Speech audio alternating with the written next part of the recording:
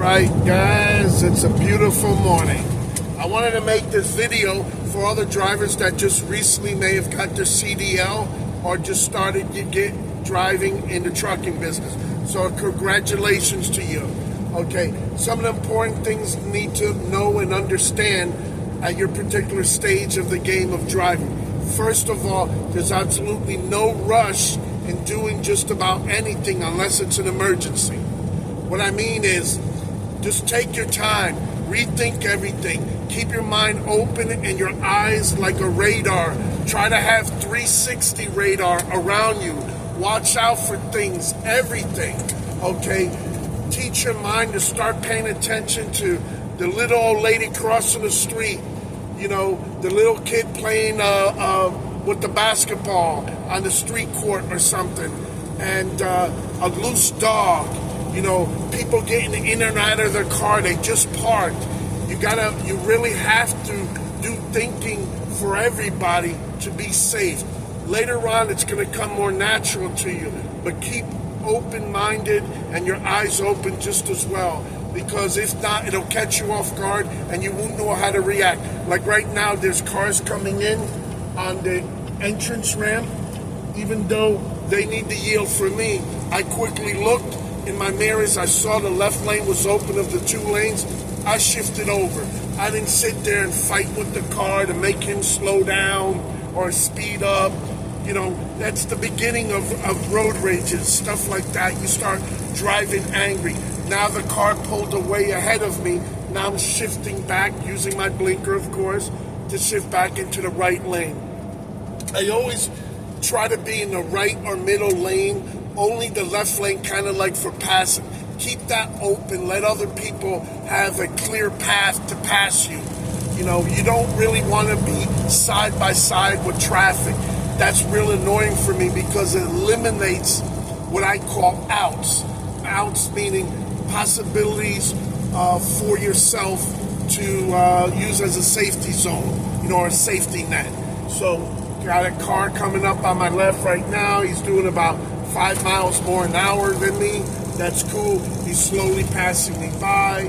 I'm noticing he left his gas cap open.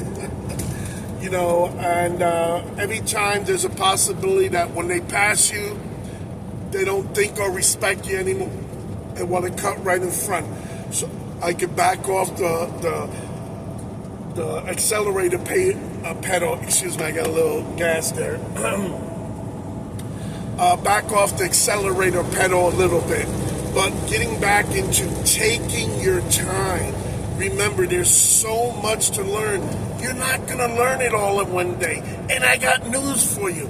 Did you go to a driving school to get your CDL? Even if you went into one of those company-sponsored driving courses, you know, at the end of the day they're not going to teach you everything you need to know. That's a fact. Come to grips and to terms with that. So there's going to be a lot of things you're going to wind up learning on the road when you come across that situation. It's going to make you mad because you don't know how to handle it. Nobody taught you. It wasn't explained to you. Or ask your trainer, your driver trainer, when you go on the road for your month or 2 months of training, depending what your company policy is going to be of the hiring company. Anyway, one example I can give to you about me would be like not moving the tandems to scale, but what to do, like how to know which to move the tandem forward or back, because on the trailer the wheels are able to move so you can balance your load so you're legal to roll.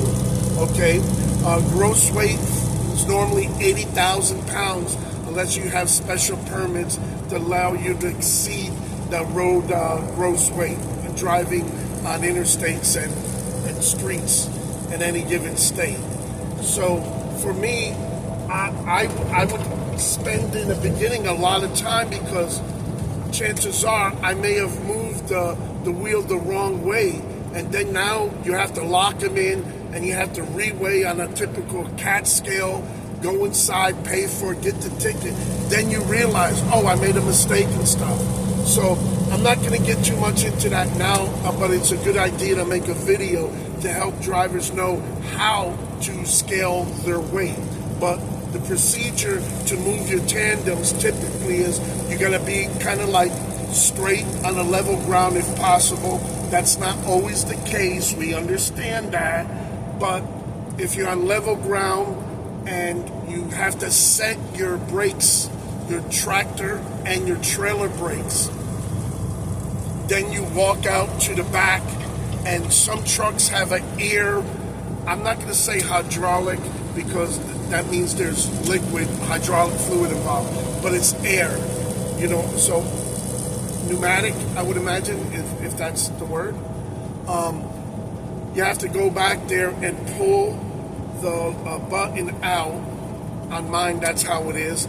On older trailers or trailers that don't have that, you may have a lever or you have to pull a rod out and lock it, okay? Sometimes on the manual stuff, even on the pneumatic one, the pins, there's 4 pins that lock the trailer axle in that position with the trailer. Sometimes 1 or 2 or all of them are a little bit stuck. So getting them out could be a little bit of issue. I've seen guys walking around with hammers and push those pins back in to loosen them up so you're able to slide them. Another way is once you pull the pin in the back, whether it's manual or the button, you release the truck brake. And now what I like to do typically is put it in reverse first, just nudge it a little bit. Jerk the trailer to the back, and if you listen, you may hear the pins pop, a little quick banging, clacking sound from the back, and then do the same thing going forward, just nudge a little bit.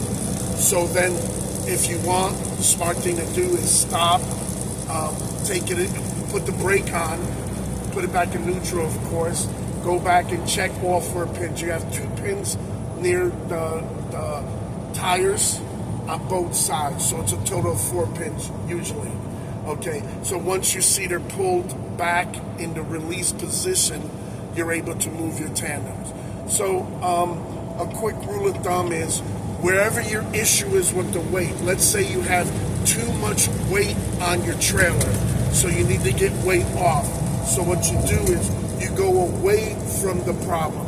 So if you have too much weight on your trailer, move the tandems away back to the back. We'll take weight off. Now, if your trailers are too light and you have room to put more weight on it because you want to try to balance your truck out, it's never going to be perfect. Sometimes it does. It's happened to me, and it puts a smile on my face. It means I did exactly what I needed to do. But if you need to put weight on, once your pins are released, like we just talked about, you back your truck up, moving the trailer on top of your tires more in the back. So you're gonna move your tires forward, and that'll put more weight on it. So the more you do that, the better off you're gonna get. And let me let you know, a lot of guys don't understand. That's not in safety, but for legality. So you don't start getting unnecessary DOT tickets, warnings, and fines. That's one of the top 5 things that you need to do. Maybe there's a top 10 by the time we're done with this conversation. But you need to do that because you're responsible. You get that ticket, not your company. So don't be lazy. Get in a habit. If you're watching this video before, that's really great. If you're watching this video while you're still training to get your CDL and you're with the school or you're with the hiring company that has their own school, see if you can get a little time in about learning how to move those tandems. Very, very important. Again, if not, you could be racking up fines, destroying your CDL record, and what you're going to get points on your CSA. And that's not good. You get too many of those, you're going to be still in the trucking business, but you're going to be watching other people driving trucks, not you. Nobody wants to hire a guy that's unsafe, tracks tickets, fines, and stuff. And it's only ultimately you're going to attract an accident. It could be a bad one. So you're your actually driving career may end sooner than you planned. Now, a lot of the drivers got the false belief that once they pass the CDL driving test and they are in possession of a CDL Class A, Class B, whatever class you're going for, they have the false sense of security thinking that they can get hired for any job now. Guys, let me tell you, that's not the case. Just because you have the CDL license now doesn't mean you're qualified or have the experience to go ahead and drive a local job home like the garbage truck, or possibly being a bus driver, a school bus driver, box truck, air brakes, any local gigs. They're not really going to hire you. And how the process normally works is the company can love you. You could be friends with the owner of the company. You could be related to the owner of that company. But how the hiring process works, and people don't want to listen to this, it all works through the insurance company. Okay, when you hire for a company, the insurance company is going to want to see your CDL and check your driving history. So if you've got a lot of moving violations, maybe a lot of no seat belts, running red lights, any kinds of stuff, speeding tickets, you ain't gonna get hired. And if you get hired, you're gonna be on such strict probationary period, you're not gonna like it. They may put you in a truck with cameras, they wanna watch you, and that kind of stuff. Trust me, that's no fun. The best thing you can do for yourself is, remember, unless you had tickets and violations prior with your regular auto driver's license, you're going to have a clean CDL. Keep it clean, guys. It's better for you. I look at the CDL as like a diploma. People go to college, after college, before college, all these training and they get a certificate, right? And they're proud of it. They put it on the wall. They put it in the picture frame. All that glamour, right? Same thing with your CDL. You should hold the utmost respect for your CDL. Understand it costs thousands of dollars to get that. You have driving tests involved, written tests, oral tests, a lot of training hours and stuff. And like I said, don't get the false sense of security. Once you get the driver's license, the CDL, that you're good to go. There's a lot more training ahead of you. Company I got my license was in Mesquite, Texas, a suburb just outside of Dallas, Texas. Okay, and they told us, and it made me think at the time. They said, now that you got your CDL, that was the day that I got mine and passed the driver's test. They said something that sounded funny to me. They said, now we're going to teach you how to drive a truck. So it made me think, but I got a CDL. The state of Texas, where I took my road test, says I'm qualified to drive a truck. That's for legal. So when you get pulled over, you're not driving without CDL, okay? Because you got a lot of training ahead of you. So again, open your ears and listen. Don't have the false sense of security that you're an experienced driver and let's go run and make the miles and do all these loads, go cross country and everything. You have a lot to learn. Once you finish your training with your driver trainer, that's an opportunity, not after, but during the time. Let me correct myself. During the time you're with your driver trainer, it's typically just you and your driver trainer, unless he's got a dog, cat, bird, or some animal. That's the opportunity. You're going to be sitting in the passenger seat while he's driving. That's the time where you want to pick his brain. Any questions you have. The time, keep in mind, there are no stupid questions. Just try to stay on topic and keep it towards trucking. Yeah, you're going to shoot the breeze a little bit, but you want to...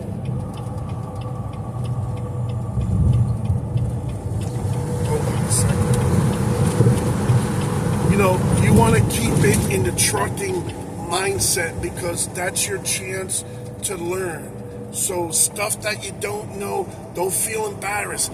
Ask questions, okay? Ask questions, because that's your time to learn, okay? It's going to be one of the last times you're going to have an experienced guy on your truck unless you plan to drive as a team. Normally, it's going to be solo. So now all the decisions, whether it's right or wrong, is going to fall on you. So now what you can do is, I highly recommend staying in touch with your driver trainer. You're going to have a lot of questions, and since he works for that company, it's a go-to source. You're also going to have a driver manager. He's the guy that helps arrange loads, anything that you need time off, or you got to set up getting your next load or delivery, you're running late. He's the go-to, but guess what? He also works with maybe another 50 other drivers, so you're never going to have 100% of that man's or woman's time, depending who your driver manager is. So there's other departments at the trucking company you're at. You have safety, so if it's a question that relates to safety, you usually have a fuel department, so it has to do with fuel, truck stops, your car, that. Then you have payroll department, so you need to figure out what subject close matches who you need to talk to. You know, don't be talking about safety, about your time off. You need to talk about that with your driver manager. So some people get it right away, other people don't, because they kind of don't explain that. So sometimes when we're in a panicky state of mind, because remember, you're going to be out here by yourself and something might happen, all of a sudden that situation is important for you, and now you want to match it up with the right person it's important to them too. So be prepared when you do call. Have a Bluetooth on. In the beginning, maybe I don't recommend talking and driving, even though you're legal to do that. Don't do that. Focus your attention on driving. And now on a personal level, you want to try to keep your home life, your girlfriend, your wife, your mother-in-law, your brother, your sister, your side action, keep it as minimal distraction. When you're inside a truck stop and you're walking around, maybe that's the time to call them up. This way, if you hear something you don't like and you're getting loud or upset, at least you're not holding the steering wheel, driving an 80,000 up to 80,000 pound vehicle loaded. So that's common sense. Other things, okay, let's see. All right, you want to time manage. The sooner you practice this, the better off you're going to get. So you want to manage your time, okay? Because if not, you can run late, not because of your driving, but 1 mile, all of a sudden right you start your day and you start at your 14-hour clock, and then somehow, you get a little coffee spill on you or something. You decide, hey, I want to change, I want to shower and all this. To take a shower, it normally takes about 2 hours, okay? And what I'm talking about is parking, getting your shit together, waiting on line, because sometimes there's a line, and then taking your shower and getting out and all that. So you got to figure at least 2 hours, sometimes even more. So I stay away from trying to take showers during the day while I'm under a load driving. It just puts more pressure on you. Now, if you're ahead of time and you're doing really good, you have one or two options. You can get in touch with your driver manager and tell him, hey, I'm going to be over there early. Sometimes they have a drop yard, or they have another driver nearby that can't really drive and can finish your load, and you can take their load. So a lot of options. You got to keep your mind open and paying attention. Like, I'm multitasking right now, so I'm paying attention with a little bumper-to-bumper traffic, a little give and go around here. So my eyes are constantly scanning and looking, even though my mouth is flapping. Okay, so You get better at it later on. You'll learn how to multitask. So in the beginning, don't push the boundaries. Don't push the limits. Don't force yourself to multitask, because something is going to sacrifice. And when you're driving up to 80,000 pounds, it could be some lives at stake. So that's another aspect. Let's see. Okay, making sure you get enough rest. Okay, in the beginning, don't really try to maximize up to your 11 hours of driving. Take it easy. Take it easy. Try to see if they'll give you easier loads with open appointments, maybe going to dropping hooks. You know, that's really, really good if you're able to do that. That will take a lot of pressure off you, because you want to get yourself ready to drive when you get up. You have to probably plan, look at the maps to make sure you're going on routes that are legal for trucks and not just regular cars. So get in a little bit of a routine. You know, one nice routine to get into is, if you can, every time you get fuel, try to clean your windows. It doesn't have to be every single time, maybe every other trip, but try to clean your windows 2 to 3 times a week, and that'll be good. Now, the inside windows, remember, you're probably just getting into a new truck. You don't know who was in that truck. Try to take a few minutes, clean those windows real good, because some of these drivers smoke and that builds up on the windshield. And during the daytime it may look fine, but at nighttime you're going to have vision issues seeing out of the windshield. Clean your mirrors, clean your windows from the inside and out. Clean your dashboard so you can see everything on it pretty clear. Clean the buttons. They have Windex. You could go to the Dollar Tree, dollar store, get a can of Windex, spray it up, grab some rags or paper towels so you're really good. By the way, another tip is make sure you have both of these additional tissue boxes. I buy them 4 at a time at Walmart, buy the stack, $6-7, because you never know when you're going to be sneezing, have a runny nose, need tissues, you know. Another thing is bring toilet paper. Buy a stack of toilet papers, maybe a 2-pack, 1-pack, 4-pack. Have it with you, because trust me, you're gonna need to go one time at the worst possible time. Be prepared. I was a Boy Scout, and that was our motto. You know, be prepared. Okay. So, what was that? Be prepared. You know. Anyway. You know, you're not going to be ready for every situation, but you could be a little bit better prepared. If it looks cloudy outside, what do you do normally home? If you have an umbrella, you bring an umbrella. Who wants to drag an umbrella around, right? But if you have it and you need it, it's there. But a lot of times it's better to have something and not need it than need it and not have it. Think about that real quick, okay? That's an important one for life. So you got tissues, you got toilet papers, you're good. What else? Now, if you're a sleeper, okay, a lot of people run late because of this alone. They can't wake up, okay? They get confused with all the time zones. Remember, if you're from the East Coast, it's 3 hours ahead there, okay? And if you're going to Cali, it's 3 hours late. Now, typically, if you're taking the load from the east to the west, you're in good. You actually pick up 3 hours. So if it's 8 o'clock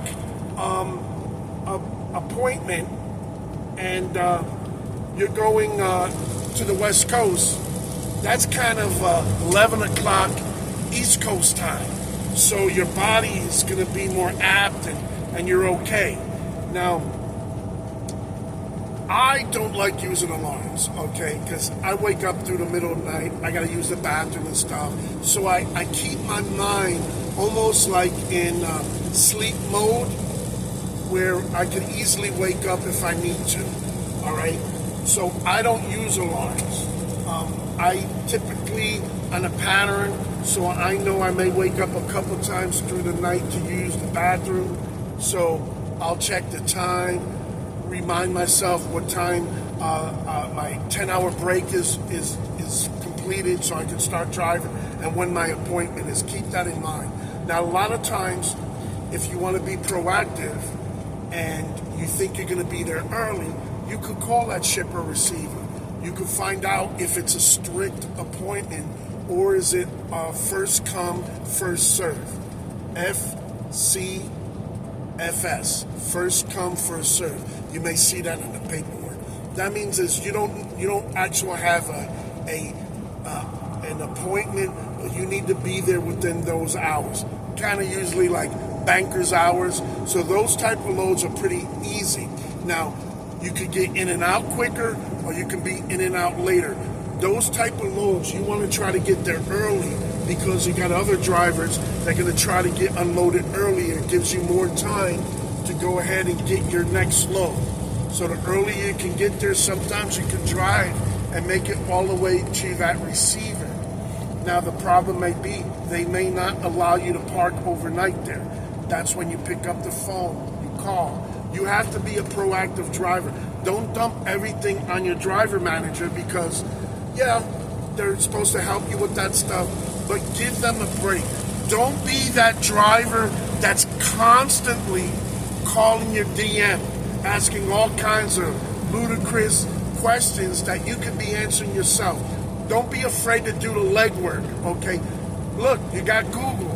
When you stop, Google that shipper receiver. Hey, what time are your shipping or receiving hours? How late can I get loaded? Is it an appointment? Because, guys, you're not going to like this, but sometimes they send you the wrong information. Now you want to know, what information can they give you wrong? They may give you the wrong name of the shipper, okay? They may give you the wrong address. They may say street and it's avenue, and it could be clear across the town. It could be a half an hour mistake. But guess whose fault it is? Because it's always the driver's fault. So, again, you have to be proactive and eliminate these things from happening. Try to start your day a half an hour earlier. That gives you, in case you bump into a little traffic. I've been to shippers or receivers and be less than 10 miles away and hit 45 minutes worth of traffic, okay? Now, you want to get a good GPS, you want to invest in it. Some of these now does Wi-Fi, play music, pictures, all that unnecessary bullshit. Now, some of them have cameras, it'd be okay, but I don't want to rely on my GPS to be recording camera. If it's important to you, which it should be, invest, unless your company already pays for it and has it pre-installed, you have a camera there. Because you got some people, they always trying to do insurance scans, and when they see a big truck, they think big money and they got big eyes, and they're on that phone searching for that big time truck suing lawyer, okay? So you want to stay away from that, okay? So get yourself a good GPS, truck GPS, a Garmin. I recommend, there's a few other ones out there. Garmin's what I use. I love using the lifetime updates. It's good, but what they don't tell you, there's an internal memory that's only so big, so there's only so many times you can do it, and you're going to run out of space. But you have two options. Sometimes you can delete it and then format it and just get the latest update. Or what I do is you look for, this is the questions you got to ask when you buy the GPS. Does it have lifetime free updates? Very important. That needs to be checked. Second thing, does it allow you to add a memory card to expand the memory? My GPS is not brand new, but it functions like it does. Now, a couple of things I needed to do. Obviously, I needed to update the software, and I ran out of space. So mine had a slot for a memory card to expand it. So I went and I think I got a 64 gig or something. Now, what they did to me on this particular Garmin, they maximized it to, I think, only a 32 gig. So it bought me time, so I'm good, but I may need to, in the future, consider getting another GPS with a more memory than that. But for now, it's working. I've had to change the cord a couple times, so you want to get a good long enough cord, and you can run it so you're not always pulling on it and whatnot. My cigarette lighter turns the power off when the key's off, so I don't have to keep plugging and unplugging that sucker, because that's wear and tear in the car. Yanking on the cord, you don't want to do that shit. Take care of your equipment, man. This stuff ain't cheap, so it'll last longer. Now, here's an update that I had to do to the GPS, but it was a hardware.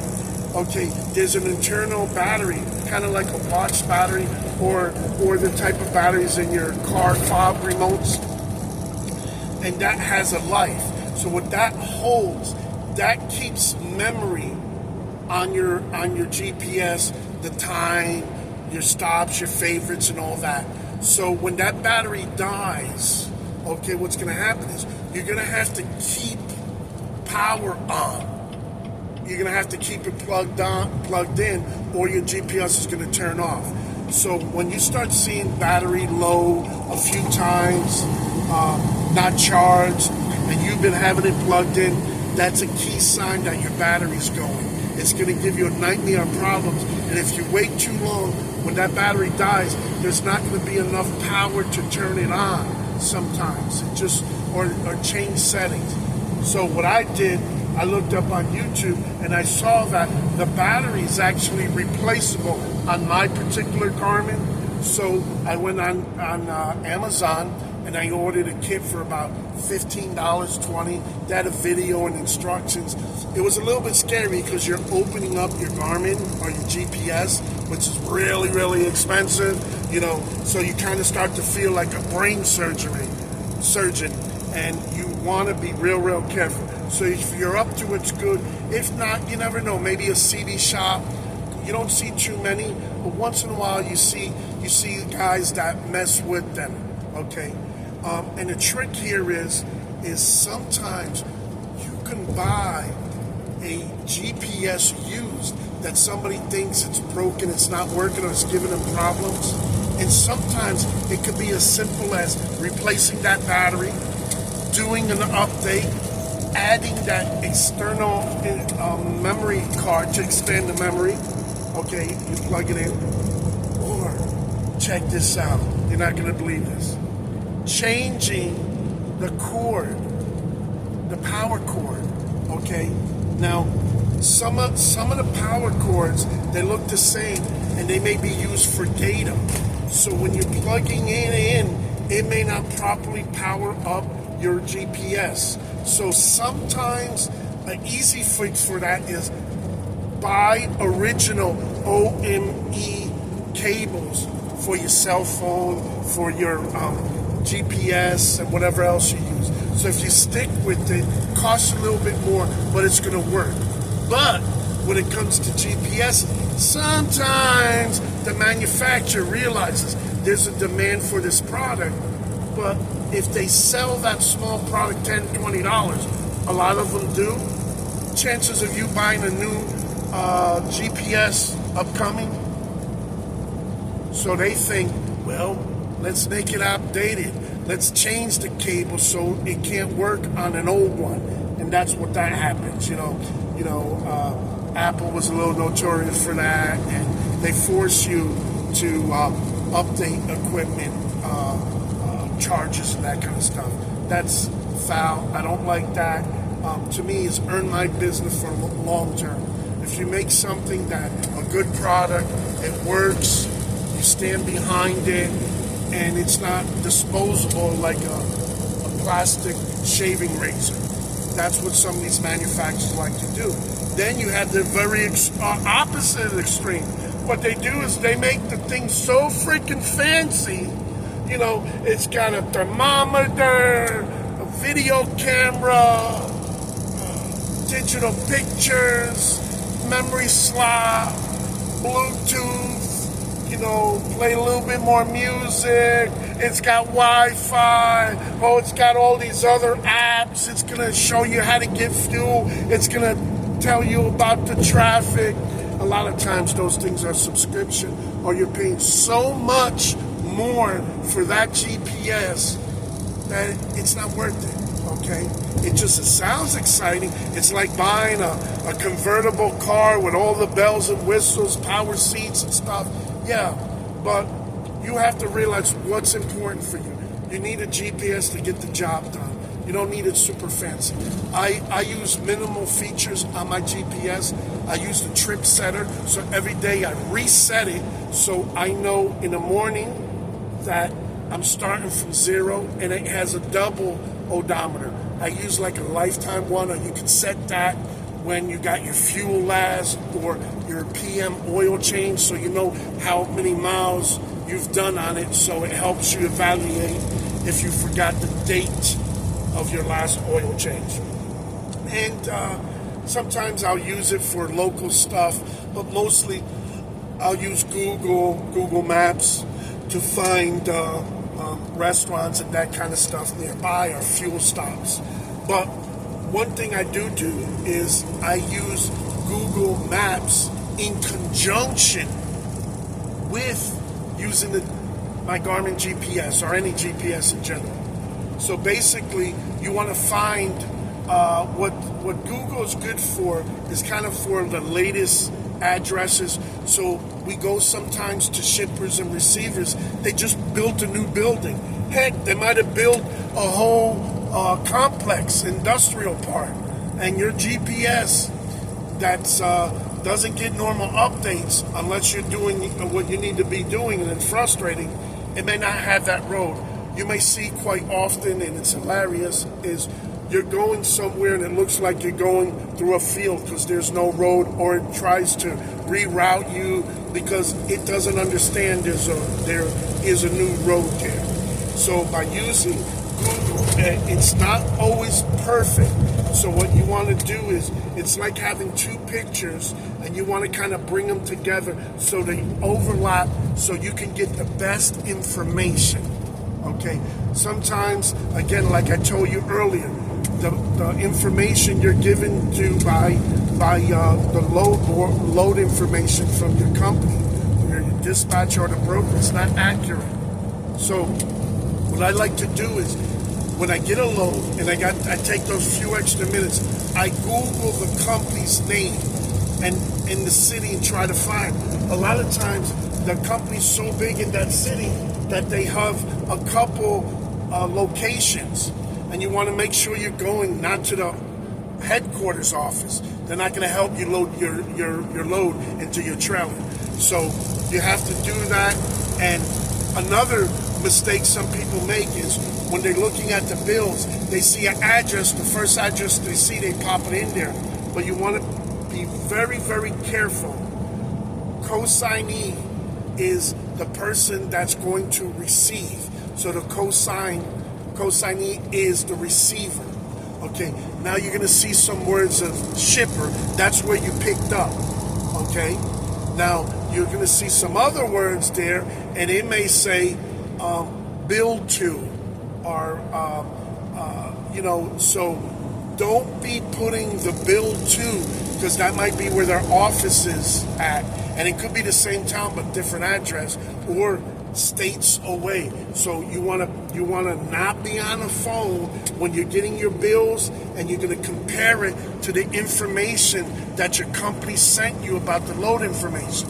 So you want to check everything off, and you're good to go. I have a worksheet that I use. To be honest with you, I've been a little slacking on it, so maybe I'll make a video about that, and you're welcome to copy it, because copying is the best form of flattery, but if it could help you, because all the important information about that load is on one sheet, and I use a sheet label, so I have to do a little manual work, and that's what makes it a little tedious. But what I do is I keep that sheet with my bills, and what I do is I put them in a Ziploc bag and keep everything together. And the reason you put it in a Ziploc bag is if you have it on the dash of your truck and either the wind comes and blows it, the plastic has a little bit more weight to it, and it stops it from getting wet. If you spill coffee, it's raining, it slips in the mud, you know that, or you got greasy hands, you can still see through the paperwork without messing up those bills, because those bills are like a big IOU. That's how you're eventually going to get paid. So treat that bill like money. You don't want to lose that bill. You have a hard time getting another copy. Man, you don't want to go down that path. So protect your bills. I'm going to do a video all about that, show you, so keep an eye for it. And there's going to be a lot of tips there. So basically you checked your bills, you just got loaded. Make sure your seal is on that trailer. Before you put your seal, make sure all the doors, your double doors, is complete. Or if you have rolling door or whatever you got, make sure they are secured properly, because we have those handles that overlap, they double lock the doors. Take a look, make sure the top and bottom are secured, lock everything down, put your seal on. Now, what I use is I always put a lock on top if I can get it through the seal. Sometimes the type of seals that they use is like a bolt, and it will not leave you any space for a lock. But sometimes you have another type of a lock available, or you could put it on there just to have it locked. Okay. So another important thing is whether my trailer is empty or loaded, during my transport of that load, I always have a lock. I don't take the lock off till I reach that receiver or when I'm at that shipper, because you're saying to yourself, well, if you're empty, why worry about putting a lock, that extra work and all that? You know, you got your trolls out there. You know who you, yeah, you were about to troll. Anyway, the reason is you may be at a stoplight or you may be at a truck stop, and we go to some shady ones now. You know, Ken, you'll know the shady ones. When you get there, you start having that little feeling like, oh shit, I may have to pay attention here, you know, and you may have to pay attention how you park your truck and all that kind of stuff. And it may be just as important some places, if you're able to park the truck backwards. This way, you're protecting the front of your truck if it's a tight parking spot at that truck stop, and you leave your trailer vulnerable. But that could be a lot less damage, and it won't put you out of service. You can always get another trailer or get the trailer repaired. But when it comes to the truck, that gets expensive, and then you have to be in a hotel and stuff. But anyway, so when they're at a shady truck stop, you have some people that they go roaming around. It can even happen at a rest area, okay?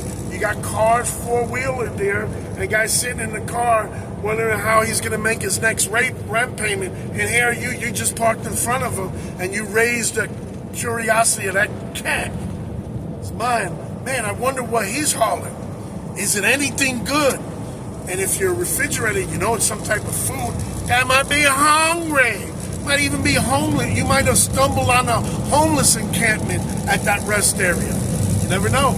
Okay, so having that lock on, the professional thief who wants what you have in that trailer more than you, he's going to figure out a way to get in there.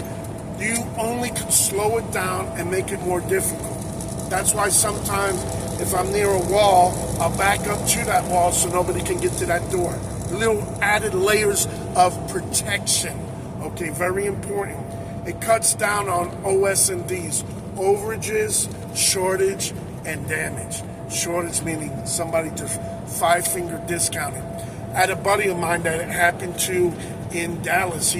There was no truck parking available at the truck stop, so he parked on the street, went to bed and stuff like that, and they broke into his trailer.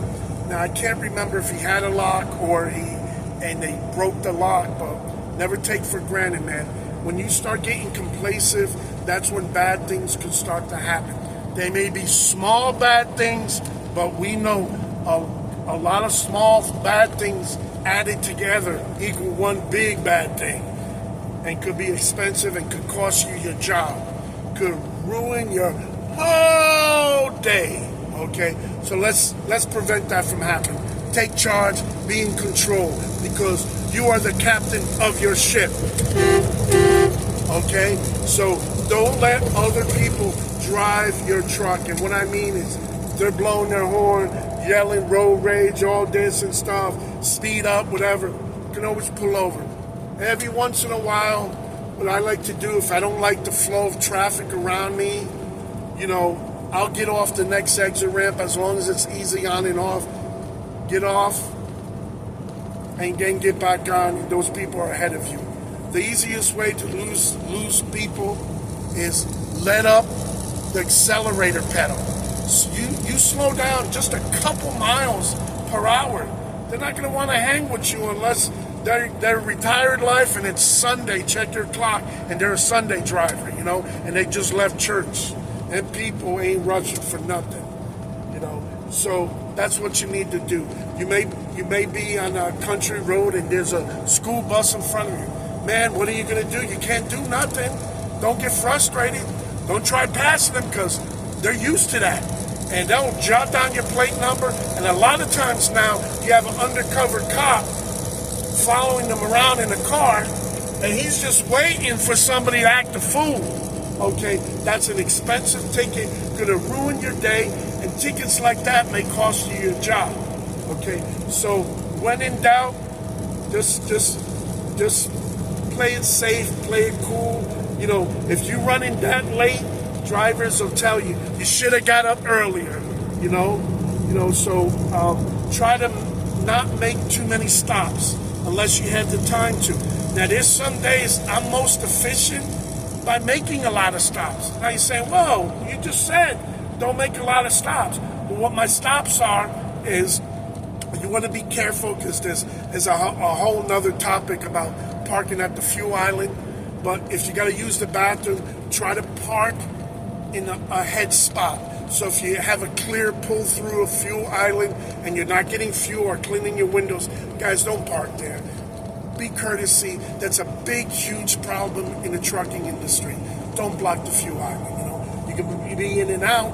Maybe you want to get yourself that big Powerball ticket, that mega millions, and you want to be that next truck driver that just said, truck driver just won, retires, or buys a whole fleet of trucks, and you're going to be the next trucking company.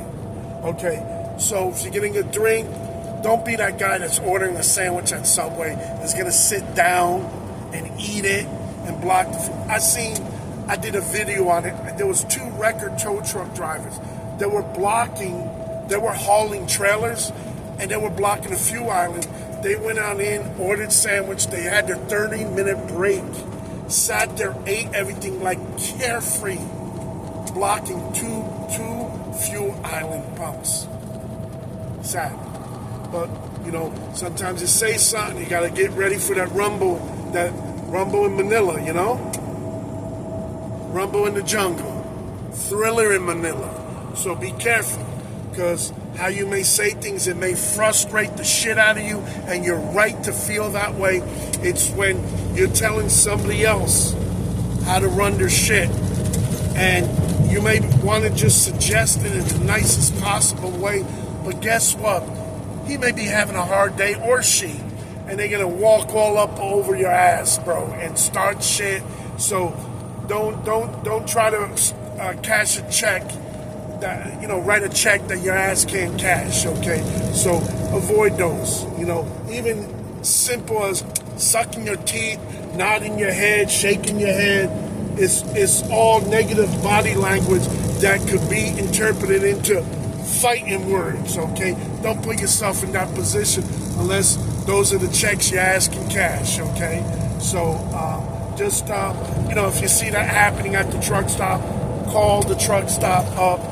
If you're in a truck outside in the parking lot, hey, you got ABC trucking, he's been blocking the fuel island, da-da-da, da-da-da.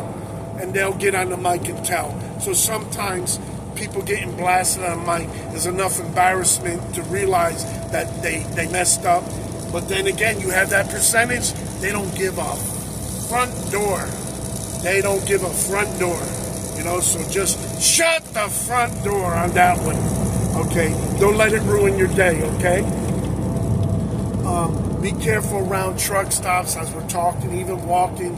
You have truckers coming in there flying, man. To me, I'm a firm believer that there should be speed bumps in the truck stop. That's the only way to force these guys to slow down. At least pay attention to slow down. I don't know why there is. It should be at the entrances. Let guys know, and maybe before you get to the few islands, so this way you're aware. I seen a guy. Oh my God. His truck fell off a cliff, but he was able to finally stop it.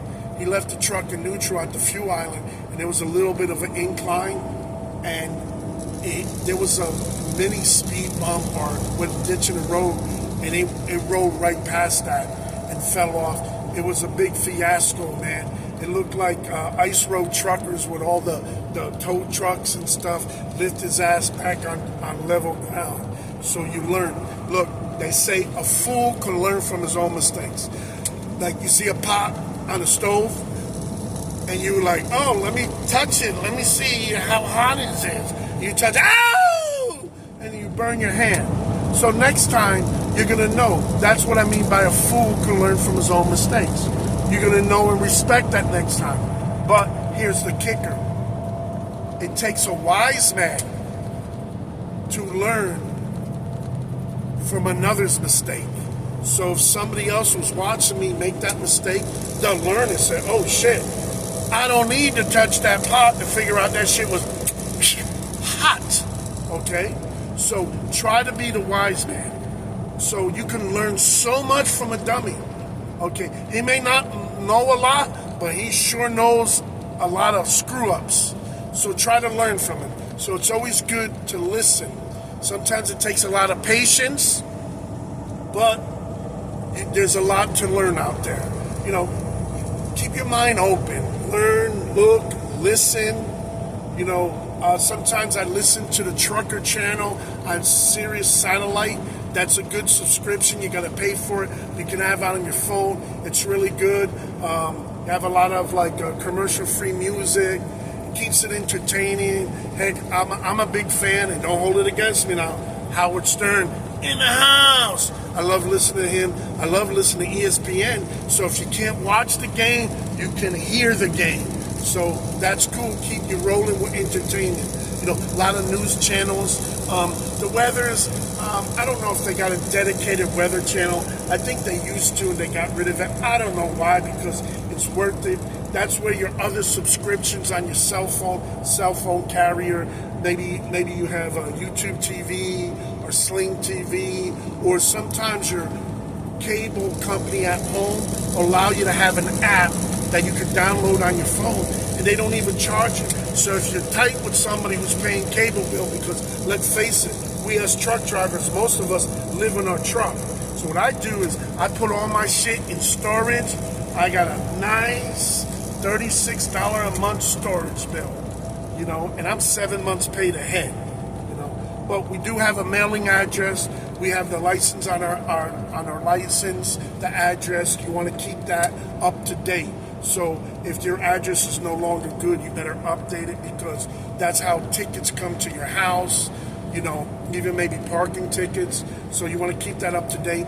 Strong, huge recommendation is get yourself a P.O. box. Now, here's the thing what people don't like. Get your own personal one. Unless you're married, or your kids live with you, or your significant other is, don't share it. And the reason why is when they go to check the mail, they may take something that may be yours. Or they may take something that they may later think it's junk mail or spam. Or they pick it up for you and lose it. They forgot where they put it. They had it in the car sun visor, and when they opened the sun visor, they had the convertible top down and it flew down. Don't have that happen. Eliminate the possibility of bad things happening. the more planning and thinking, the more elimination. It's not cheap, it's just thinking and a little bit cost sometimes. So I have my P.O. box, I haven't checked in 5 months. Now you're saying, God damn, 5 months? Yeah, 5 months, but here, my P.O. box is normally post office P.O. box. What they do is when your mail fills up, they stop putting mail in your box and they put it to the side and they hold it for you. They'll put a big rubber band and it'll look like a football. They might even pass it to you. Just make sure your feet are in bounds when you catch it. Anyway, your mail is safe there.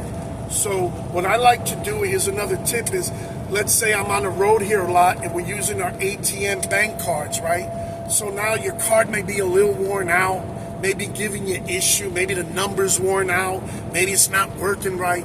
Great time to call the bank and say, hey, can you send me a new card? Typically what they'll do, as long as your card's security was not compromised, when nobody hacked and made a duplicate card, you know, you got those scams going around. You want to be careful with them. What they call it, skimmers, be careful. But let's say everything's on the up and up and good. What you do is you call your bank and you give them about 2 weeks. So they'll send it to you like 5 to 7 or 10 business days.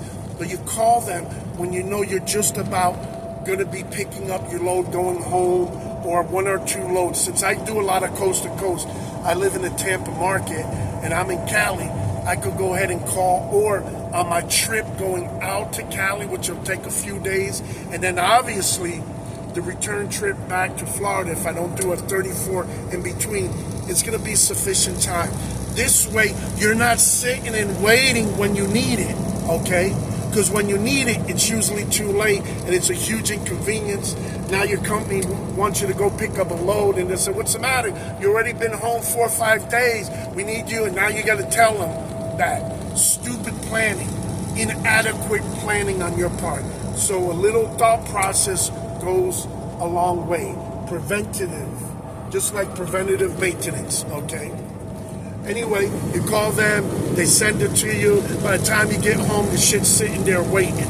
And now you don't have to ask people, hey, did you see my new bank card? Or call people ahead of time, letting them know you got an ATM credit card coming in the mail. Not smart. This way, bump the gun. Something I don't do too much, but you bump the gun. Loose lips sink ships. So that's what you want to do, okay? This way, you don't want people knowing your business. Now, it's kind of common for truck drivers to do a little chit-chat, you know, maybe send a little, talk about a little good news that just happened and stuff, you know, with other drivers, you're going home and stuff.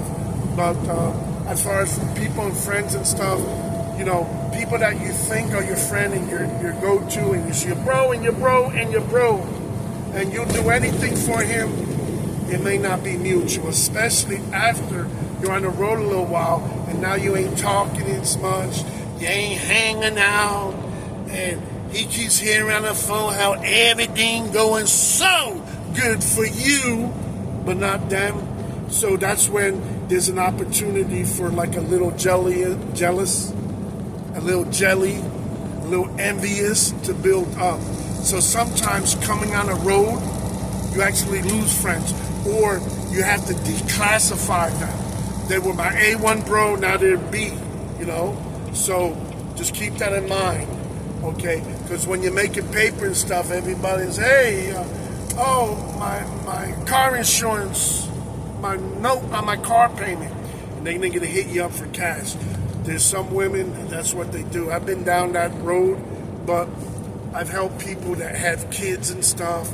And I remember growing up as a kid, there was a lot of strangers or friends of the family that helped out, and I remember that. So when I get a chance to do that, I do. Now, I don't like getting taken advantage of, and there's those people out there. But when you can help somebody that was in your position in the past and somebody helped you, guys, it's like rule 101, man. You got to do something to help. Even if it's just talking to them and giving them advice on how you had a solution, the solution you found for your situation. It'll feel more comforting. maybe even a hug, bro, can help out. Giving your number, a call and whatnot. You might not want to exchange the Benjamins to help the solution, because a lot of people, they use it as a crutch. They have no shame in the game of always telling everybody their financial situation. There's a financial vampire. They're going to sink their teeth into your fat wallet. They're going to try to get into your Bitcoin. Okay, watch out for them. Okay, I'm making fun of it, but you have those people out there. Sometimes it's better to make people think you're not doing as good. Here you go. Well, I know you got paid, man. You got them. Oh, no, they shortchanged me. They screwed up my check, man. So I ain't going to get it to next year, so I can't help you out. There you go, check box. Sometimes you got to reach for the pre-bullshit, okay? The pre-bullshit story. Protect yourself, okay? Because they're going to make you feel guilty, man. Man, you just got paid, man. I know this, that. So I'm really fortunate. I work with a guy that I used to work with before, and we have a good understanding. Don't get me wrong, he gets on my nerves. Okay? But we tolerate each other. Working together, we get the job done. So it's almost like a marriage or a relationship with somebody that you do a lot of arguing. You never know what's going to happen, but then you can have 2-3 weeks of great. So what I try to do is I try to keep them off the phone. Better like that, text your message. Now here is, make sure you complete the whole story. Use complete sentences. Don't abbreviate.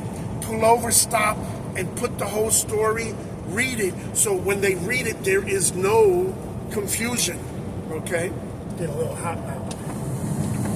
So eliminate the need for follow-up questions. Where are you at? When did this happen? What did you do? What you gonna do? So put in, hey, I just found out it just happened today, 5 minutes ago. You answered that question without him needing to ask it, or her, unless they're not paying attention. Try to keep it short. I tend to keep it longer because I love to have details where a lot of times people, before they react, they'll reread your message, so they may have missed a key information. When they reread it, they'll catch it, okay? So try not to use too many adjectives, adverbs, curse words, and all that kind of stuff.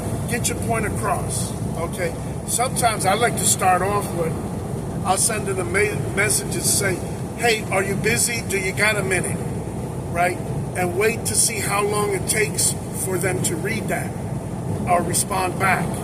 Now, number one, you just accomplished. You got their attention. Now, if they're in a bad location or they drive, whatever, they may tell you that, so you're aware of their situation. Because remember, chances are you're giving bad news, shocking news that they want to hear. Again, when you have good news, you should want to share that too. So whenever you get a message, they don't know what to expect. They're hoping for good news. So you send a message, you let them know what it's up, give them detail where you are, if you're driving or you're still on your break, you're eating now, so now's a good time for them to call you so you can handle it. You got a paper and pen to write. So give a good description. Take a few more minutes to finalize that email or text message to make it complete, okay? And if it has anything to do with the load, put again your shipper, where you're heading, put the miles you are from them, so now they have an idea, and let them know what your ETA is. That'll work out for you too. I'm gonna sip here. So you're curious what I'm drinking? Okay, well, I'm reusing one of my Wendy's plastic cups. I love, So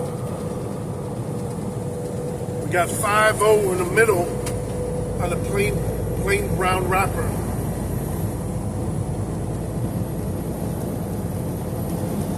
So let's behave. They're a county mountie, so they're allowed to come on a highway in certain states to give you a speeding ticket. So whenever they need to make money in their budget, you'll see them, and you ain't talking yourself out of that ticket, and don't argue with them and that kind of stuff. You know, so just be careful with that. You know, always try to flow with traffic. If you're going the same speed as traffic, you know, you don't stand out. Now, if you got a truck with a fucked up color, or you got a fender hanging on with just some duct tape, you got mismatched bodywork panels, you got graffiti, you know, you're gonna have a problem.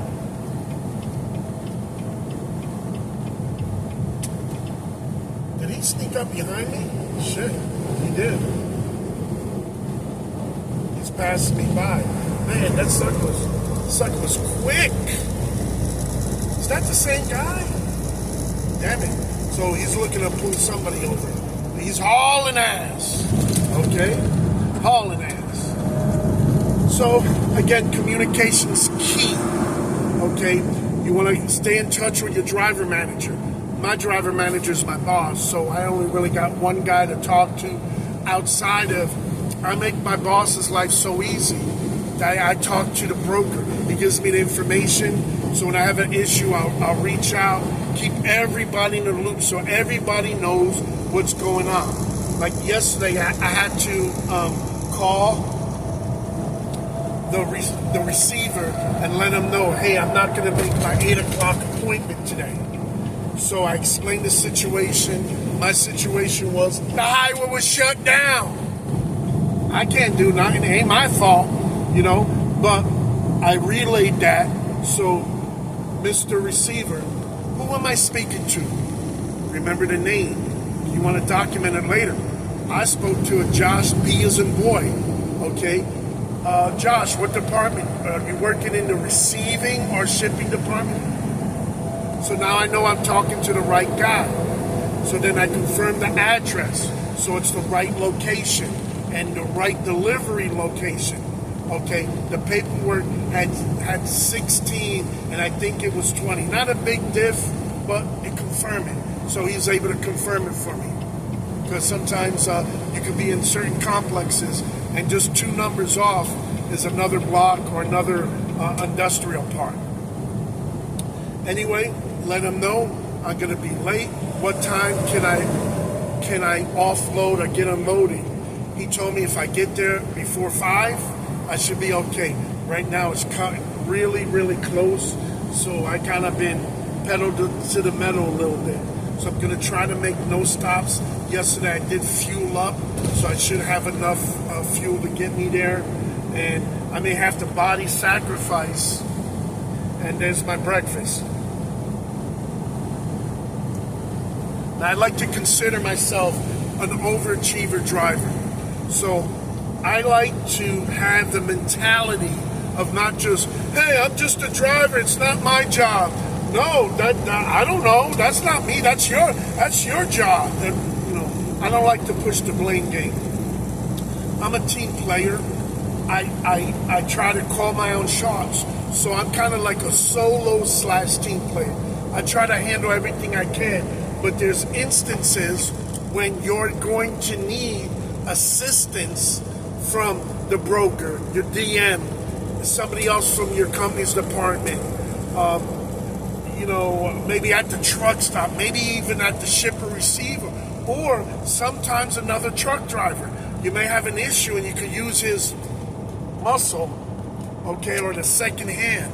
So it's good to have good exercise and practice communication skills. Hey, how you doing today? Good? Hey, brother, I want to ask you a favor. You know, driver, you know, can I borrow your hands? Or I got a problem. Can I ask your advice? You might already know the problem, but that's a way to throw the bait out and then you're reeling them in. So now you get them. So now you know if the guy says, no, I'm busy, I'm just, don't push it. That driver is typically not a helper. he's busy and he's focused, and it's your problem, not his. So they walk around with that mentality of don't make your problem my problem. Now, I don't roll like that, but there's other people that do, okay? So, man. So, you want to try to be helpful and courtesy and that kind of stuff. But I hope you guys are getting a gist that driving a truck is, you're alone for a lot of time, so it's important what you focus your mind to. When I'm driving, I'm really relaxed. I love driving. Put that cruise control on, helps. Now, when you're going through the big city, you don't want to do that when it's inclement weather, there's ice, rain, or snow. Don't be doing that. Even sometimes heavy wind. You want to be really, really cautious. Point of it, we've been on here quite a while, and I hope you guys find it very informative. But basically, you want to be safe as much as you can. You want to have fun. You want to build memories. Talking about memories, take pictures, okay? Take video when it's safe to do so, okay? And don't be messing with the phone on your hands. It's a huge fine. I think it could be a $3,000 to $10,000 fine to your company if they're messaging you on your phone or message you when they know you're driving, okay? So use that to your advantage. If you have to, when people text you, you can have predetermined messages, reply messages. Put, hey, I'm a truck driver and I'm driving, and I'm not able to answer your call or your text message at this time. When I stop driving and it's safe to do so, I will be happily able to reply back at that time, okay? So use it in your favor, Sometimes when you're on the phone and you have a Bluetooth, like what I got, I kind of quick, no affiliation, but I like using the Blue Parrot. It works pretty well for me, very sturdy. I've initially started with the Blue Parrot, then I tried other brands. There was another good one, really, really good. It was called the Blue Tiger, and it was very durable. What sold me onto that Bluetooth headset is the guy took it and twisted it and put it, and it went back into place. I was like, what? Because that's initially what turned me off about the Blue Parrot. I had a recent new one, and I've already gone through a few of them. So they only have so much life. So you want to invest in quality, might give you a little bit more life. This one, honestly, once again, it's the Blue Parrot. I think it's the 450. I've already had it for at least 3 years now, maybe going on 4. And I haven't really had any issues. It works. It does what it needs to do. You want to try to protect the microphone. That up and down on some of these could wear out the inside connection, or the battery goes bad and it's replaceable. There's videos for that. But invest in quality. Don't be getting this cheap shit stuff that you put in your ear and it's real comfortable for you, but guess what? The person you're talking to can't hear you. It sounds like you're in a metal tube can or something. So this with the boom mic and that sponge on the mic there, okay, it absorbs some of the wind to not filter. It'll filter it so it doesn't go through your phone call. Not all the time, but for the most part. And it's a clearer conversation, and it has noise cancellation. So noise of driving the truck. Okay, I don't know if you guys have been hearing a lot of noise or not. I've been trying to raise my voice. So that's important when you're taking videos, because if you talk too low, people are not going to hear you. They're going to lose the flow of the conversation. And even though what you're saying is probably really important and people need to know and hear it, they're not going to listen to you, and they're going to swipe left, up and down and go to the next video.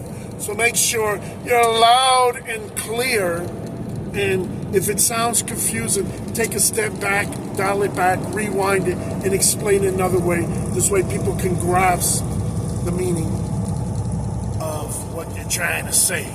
Do you hear the words that coming out of my mouth? The famous line from Rush Hour with Chris Tucker and Jackie Chan. I like that. Anyway, guys, I really didn't want to make it too long. I hope there was a lot of points here that reference to. Feel free to like, share, and subscribe to my channel. You might even want to download this video and you can save it on your YouTube. So if you have to, you can go back to it, okay? And again, share, like, and subscribe. I want you guys to be safe if you're in your new truck driving career. Take your time, man. You know, the money ain't gonna be there in the beginning. Don't let them lie to you and, oh, you're gonna be making all this money.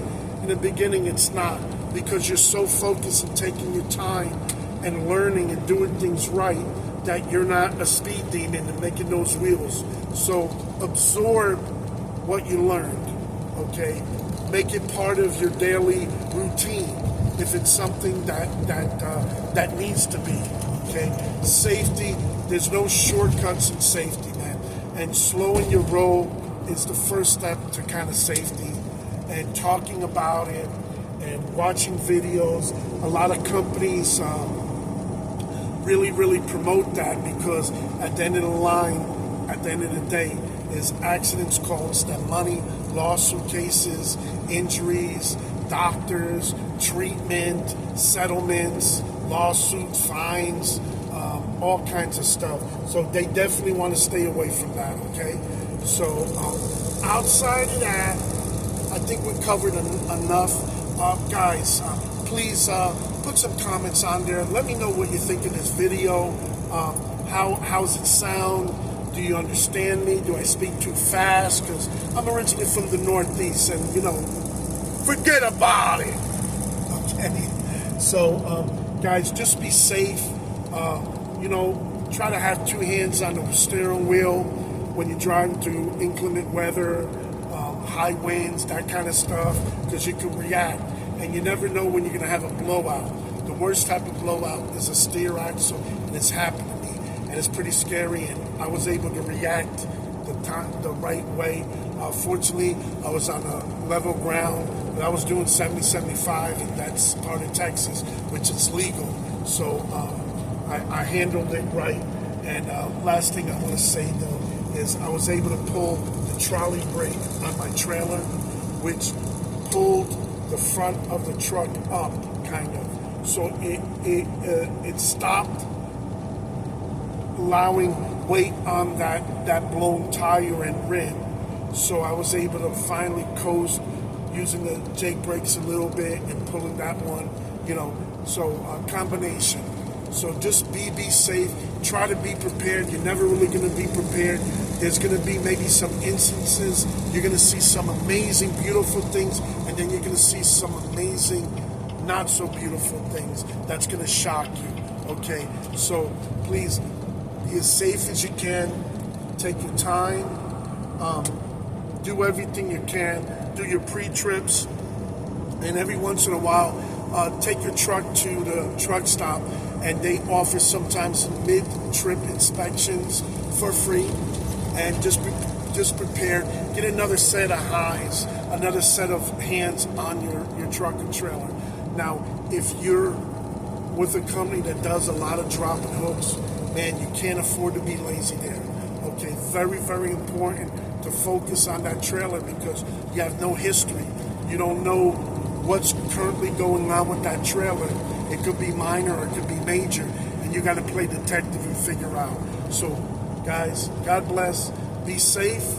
Have a DOT-free day. It means don't be any interactions with the Department of Transportation agents out there. And just be careful and make sure you scale your load. That's the number one thing you could do if you want to stay out of the conversation with a DOT officer. Okay, because they'll pull you in for that. I really enjoyed it. I'm trying to grow this channel, so it means a lot to me if you do like, share, and subscribe, and post some comments. Guys, outside of that, be safe. Love you guys. Make the money.